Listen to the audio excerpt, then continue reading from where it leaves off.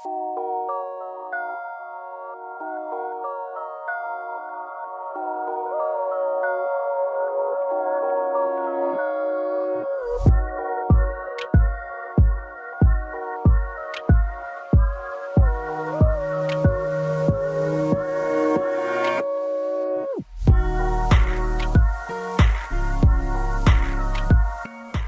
Brawlers, I'm Mr. Hootat, and in this video, I'll be showing you a picture-perfect game with Fallen Angel.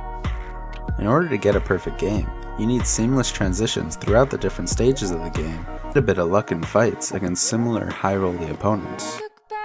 Fallen Angel is a good hero to go perfect with because she's one of the strongest between levels 3 and 4, and can use that strength to snowball a game in her favor.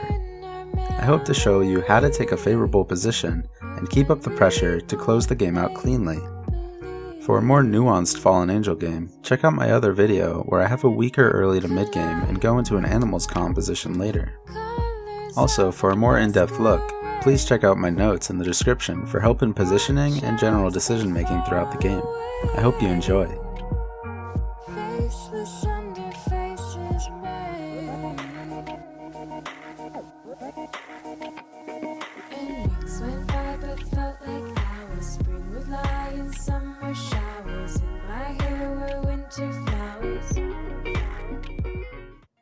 With Fallen Angel, you want to grab 3 good and 3 evil characters as soon as possible to make full use of her power.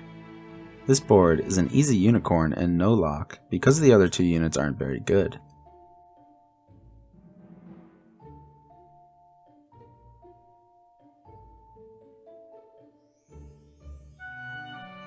This board has 2 good aligned units with a castable spell. I take the Unicorn pair and cast Magic Research, which is great additional stats for Unicorn considering I'm likely to win against Skip. I choose not to lock the board as there are many better units than these, and I want to give myself the best chances for 3 evil characters by level 3.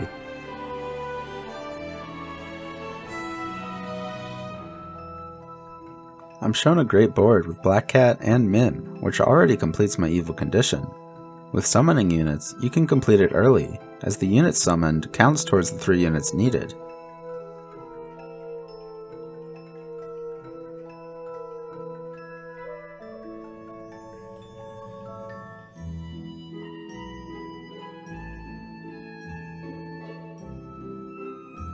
Princess Peep is a premium unit with Fallen Angel, as it not only lets you complete the good condition while down a unit, but it summons 3 3/3 sheep, with both conditions met.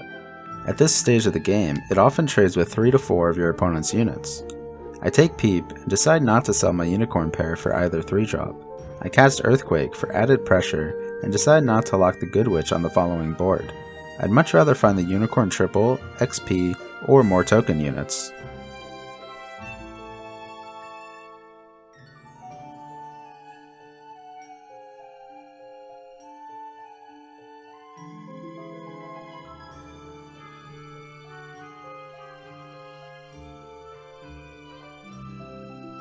Next board gives me another easy Peep choice, and also 2 sleeping princesses with a wake up spell. I now break my Unicorn pair to wake up Sleepy Girl, and decide to lock second Sleepy to go for a triple.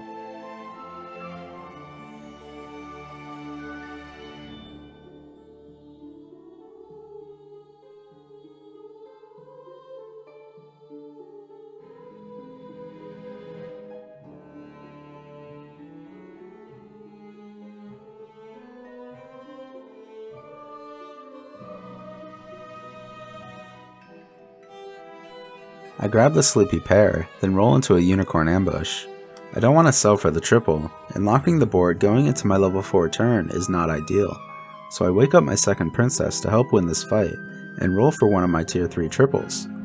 My last board gives me the Sleepy triple, which is definitely worth the lock, as tier 3 treasures are way more powerful than tier 2.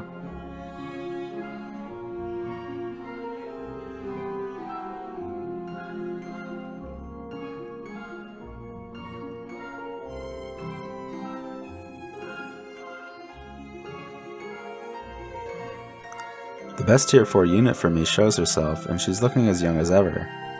I grab Sleepy P triple first in case of fancy pants, but take Treasure Map instead, as I'm unbelievably strong at this stage of the game. I grab Fairy Godmother and cast for Glory, which most definitely will go off this turn.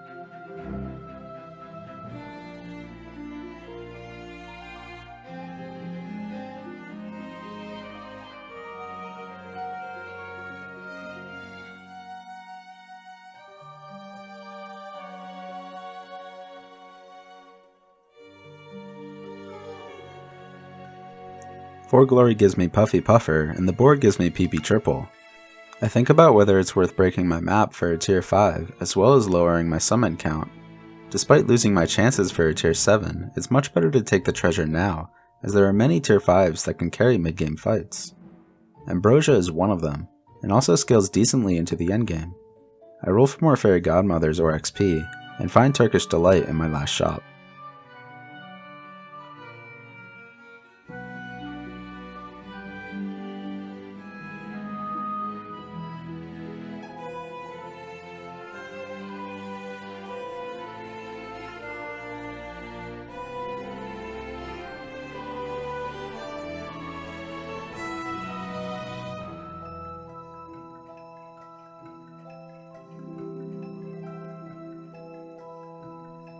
With Tier 5's arrival, it's now time to get rid of my hard-working Mim and Cat, which has been providing +2 attack to my team all this time. With no rolls, I'm able to replace both of them very nicely with 2 strong Tier 5 units in Cupid and Baby Bear. Cupid backline is generally better when paired with Fairy Godmother to keep it alive as long as possible. With so many summons, I want Sleepy Princess in the back to have as much health as possible.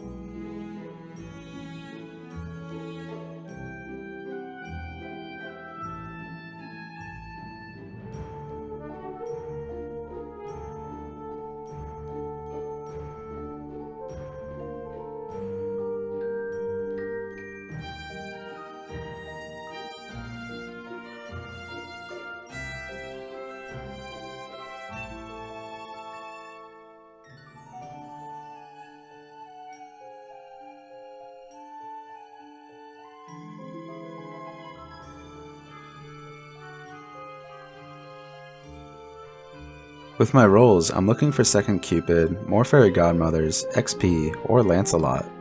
I pick up Lance and roll into a second Fairy Godmother, which I sell Unicorn for. Lancelot backline with Fairy Godmother gives it a very easy quest completion, which makes these 2 units pair together nicely.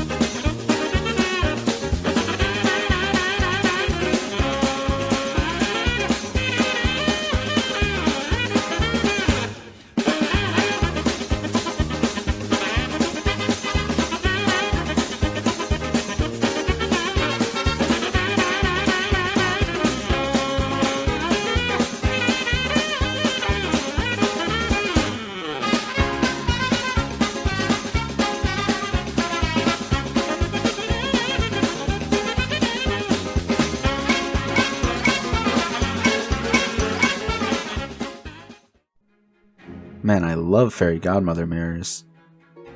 My treasure choices all seem pretty strong here. Summoning Portal gets outvalued by Sword of Fire and Ice, and only becomes better with Bearstand.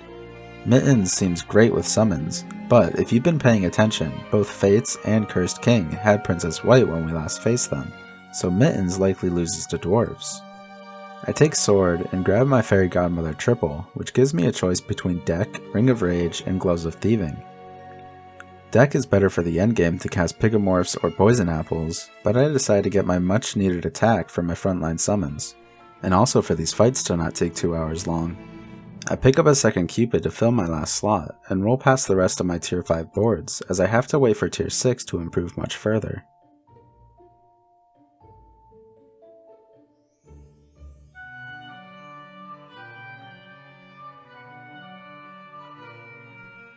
I pick up Chicken and roll for my tier 6 unit improvements, with Bearstain and Good Boy highest on the list.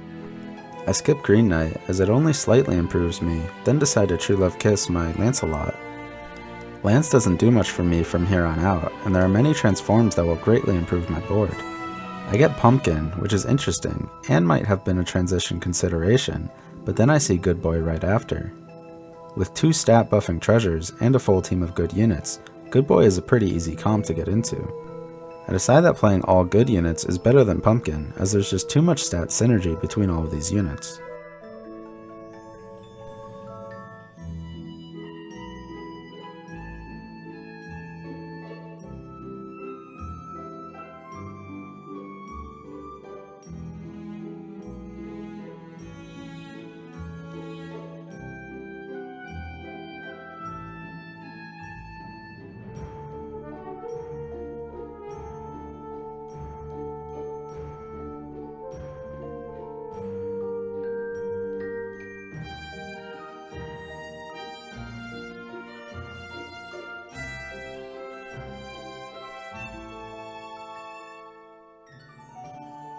I decide against taking Court Wizard now, as I want to secure my level 6 treasure as soon as possible.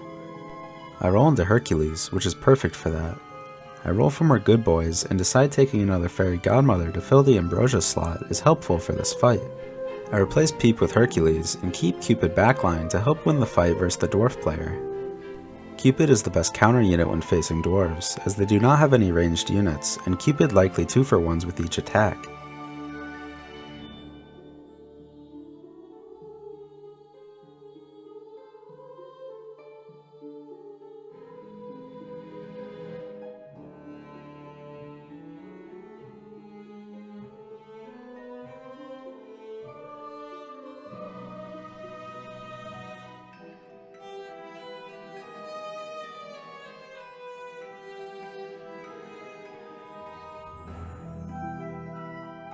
I get the first turn Hercules quest completion and choose +100 sword before looking at my other choices.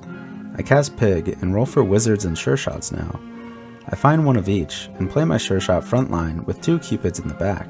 I have 4 ranged units with 100 attack now, and if I'm against many lordies and echoes, Cupid can help deal with them.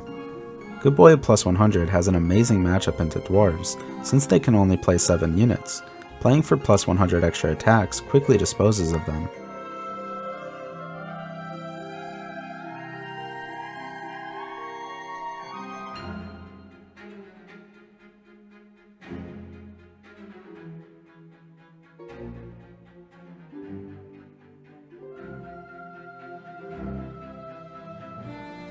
Fates is only 4 lordies and 6 echo woods away from being stronger than me. With my free turn against the ghost, I decide to sell 2 units and cast Dream. Selling units to have 2 slots open is necessary, in case I get Mask, which puts 2 dreams into your hand. With my dream choices, Muerte is the only one that does much, and the extra +100 attack given to everything will be necessary if the other dwarf player has the 19 lordies. I ran out of breath. If the other dwarf player has the 19 lordies and 52 echo woods required to win. I roll for more good boys, rangers, and wizards, and find 1 sure shot and 1 good boy to further improve my board. My board is pretty much complete now. Against dwarves, 2 cupids instead of 2 wizards is probably better to deal with the potential 2000 echo woods. I'm now rolling for good boy triple, sure shot triple for Hermes boots or runestones, and second wizard. I cast Drink Me Potion and Merlin's Test onto Good Boy. I decide not to lock in Knighthood, as I'd rather find Pigomorph to cast next turn. After a lot of thought, I triple Cupid, hoping for Mimic and only Mimic to replace Ambrosia. I get Staff, which doesn't do much, but I don't need sure shots anymore, so why not increase my chances to triple Good Boy by fractions of percents next turn.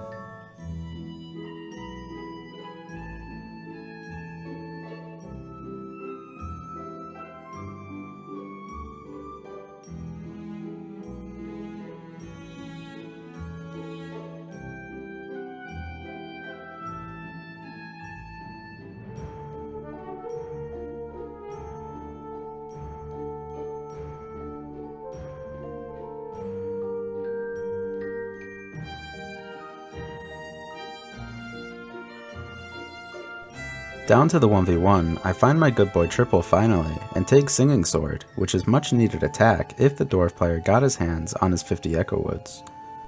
I pick up Baby Bear to fill my last slot and await the fight. This game was a great showcase of how to take a strong early game and transition cleanly into the mid and late game. With my Fairy Godmother comp and Cupids, I was able to dominate the dwarf players not just in the end game where they're weak, but also in the early and mid game too. Using the Black Cat mechanic, I was able to play only 2 evil units all the way up to tier 5 to get my +2 attack buff onto a 5 good unit Fairy Godmother comp. Being able to add attack onto Fairy Godmother is amazing since that's what good units lack. And as we watch this final fight, I want to thank you all for watching. Let me know what you liked or disliked about this video in the comments below, or what heroes and strategies you'd like to see next, and I hope to improve and bring more content like this in the future.